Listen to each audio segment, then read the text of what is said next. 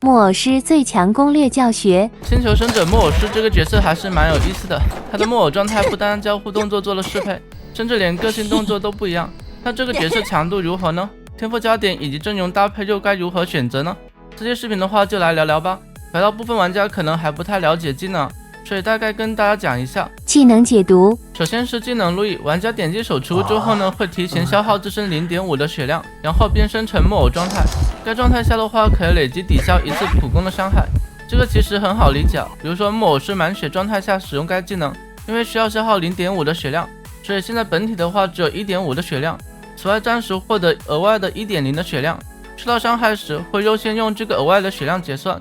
比如像雕刻家的雕像、邦邦炸弹这种可以抵挡2次，而绝大多数监管者的普攻也都可以抵挡1次。但是像摄影师、影师这种的话则不同。首先，摄影师的普攻是 1.5 的伤害，所以除去额外血量抵消的 1.0 伤害之外呢，溢出的 0.5 伤害将结算到本体上。影师这边的话则是 1.2 的伤害，在没有分摊伤害的情况下，本体会受到溢出的 0.2 的伤害。再就是像一刀斩、恐惧震慑这种的话是加 1.0 的伤害，比如这里受到船长的普攻震慑，那受到的伤害就是 1.0 的普攻伤害加 1.0 的震慑伤害等于 2.0， 溢出的 1.0 伤害呢将会结算到本体血量上，只是本体的话将只剩下 0.5 的血量。如果是换作是影师的话，那就是 1.5 的普攻伤害加 1.0 的震慑伤害等于 2.5， 本体的话将直接倒地。观察状态可以发现这个和心理学家那个印记很像，不过心理学家的话受到伤害时是优先结算本体的血量，而木偶师的话则是优先结算额外的血量，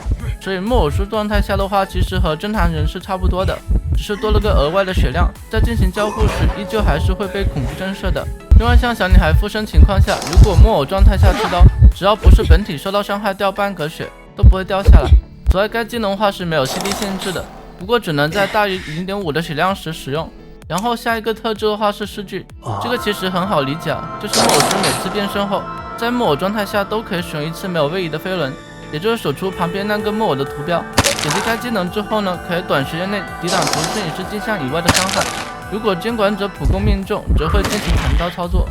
然后是特质灵活主见，只要本体掉血，都会获得持续8秒的 8% 的移速加成。无论你是因为使用变身技能掉血，还是说是人形态受到伤害掉血，都会可以获得这个移速加成。另外，如果短时间内多次掉血的话，会重置计时。最后是血肉无用，木偶师受伤状态下无法被其他求生者治疗，但是倒地状态下的话是可以的。另外，木偶师治疗队友的时间增加 30%， 也就是木偶师摸队友要比其他正常求生者要慢。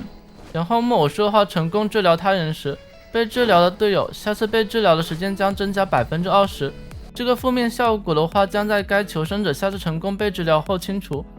但是前提是没有木偶师参与成功治疗。如果木偶师只是参与治疗过程，但是在成功治疗前松手，队友的话是不会有这个负面效果的。除此之外呢，木偶师成功治疗队友后，将与被治疗队友各恢复 0.5 的血量。这里需要注意的是，即使木偶师是满血，在有木偶师参与成功治疗情况下，被治疗队友也只会恢复 0.5 的血量。然后还有一些比较复杂的情况，比如说有多个受伤的木偶师参与治疗的情况，这些的话也会在之后专门做期视频给它进行整理。最后的话就是木偶师可以跟医生一样，可以治疗轻微的伤势，但是治疗所需时间的话跟治疗半血是一样的。通过技能分析不能发现，木偶师在自身受伤的情况下，正常情况下的话只能通过治疗队友来恢复自身的血量，但是如果场上有心理学家或者是调酒师时，可以通过他们的技能移情或者多氟零酒来恢复血量。天赋加点。说完技能之后呢，来做个分析总结吧。首先的话是天赋加点方面，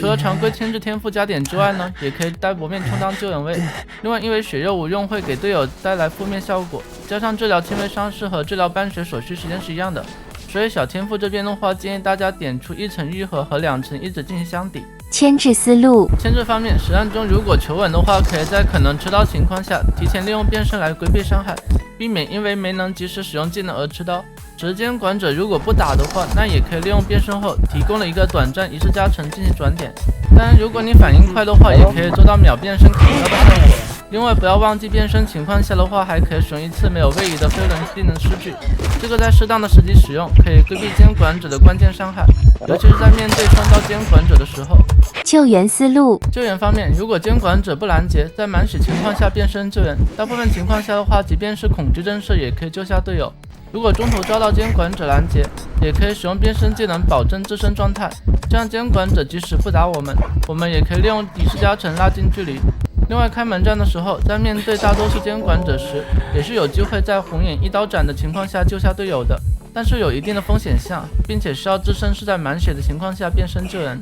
另外因为变身技能的特殊性，如果是自身上已被队友救下时，可立马利用变身技能扛刀稳26。不过需要注意的是，活命状态下的话是没有办法使用变身技能的，所以在木偶术上瘾的情况下，可以考虑让没有带搏命的牵制位救援。阵容选择，最后是阵容选择方面，辅助型队友可以选出心理学家亦或是调酒师，其两者的技能道具可以极大弥补木偶术的短板，但也可以选出一些 OB 位进行配合，诸如前锋、击球手、野人这种，只要能在监管者牵击球过程中成功救下木偶师，木偶师的话就可以凭借自身变身技能进行26，给队友争取更多的休息时间。总的来说，该角色的话拥有不俗的牵制能力，在救援方面的话也有着不错的稳定性。其优势的话在于变身技能没有 CD 限制，变身情况下的话还可以利用诗句规避关键伤害，上瘾被救下时也可以稳定26。缺点的话也很明显，那就是前面说的治疗方面的负面效果，所以需要天赋以及队友进行弥补短板。好了，以上的话就是本期视频的内容，希望可以帮助到大家，我们下期视频见，拜拜。